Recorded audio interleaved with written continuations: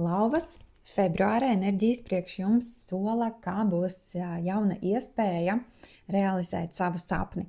Tā kā februārī lauvas tur acis un ausis vaļā, lai nepalaistu garām kaut ko nozīmīgu, kas jūs var novest pie tā, par ko jūs jau sen sapņojat, vai nesen, ja jebkura veida sapnis šis te var būt, ka būs dūzis. Dūzis ir tas, ka atnāk kaut kas jauns, varbūt tieši caur ziņu, zvanu, piedāvājumu.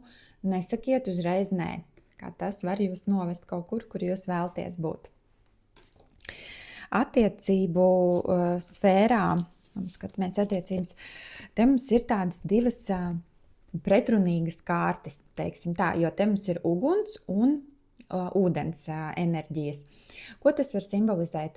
Ka jums attiecībās būs balans starp to, ka jums ir gan pietiekama tā uguns enerģija, kaisle, gan arī iekšējā sapratne. Bet tas var arī teikt, ka kāda no pusēm tieši ir nelīdzsvarā, ka ir par daudz viena vai otra, ka jūs tikai koncentrēties uz emocionālo saikni un aizmirstat par fizisko kontaktu, vai otrādā, ka, piemēram, ja ir jaunas attiecības, tad tur ir daudz vēl tā uguns un kaisle, bet nav tādas skaidrības par to, pie kā tas vispār var novest. Vēl šis te mums var teikt, ka partneris kaut ko slēpj, nesaka līdz galam, un tieši par tādu seksuālo sfēru, par savām vajadzībām vai fantāzijām, ka varbūt var mēģināt kaut kādas sarunas raisīt, kur izvilkt ārā no partnera. Vai arī jums, ja ir tāda iekšēja sajūta, ka ir jāmēģina ar partneri parunāt par to, ko jūs vēlties šajā sfērā uzlabot attiecībās. Un šis mēnesis jums piedāvā iespēju, ka šīs sarunas tiešām var arī novest pie laba rezultāta. Neslēpt sevi iekšā, neturēt. Tā, par darbu sfēru mums te ir tāds salikums, kas saka, ka februārī būs jākoncentrējas uz savu prasmju uzlabošanu. Šīs mums ir tāda klasiskā kārts, kas saka par kursiem, par kaut kā jauna ieviešanu. Ja, tagad mākslīgais intelekts ļoti daudz, kur ieiet, padomājiet par to, kā jūs varat varbūt to sfēru uzlabot vai izmantot, lai veiksmīgāk veiktu savus darba pienākumus.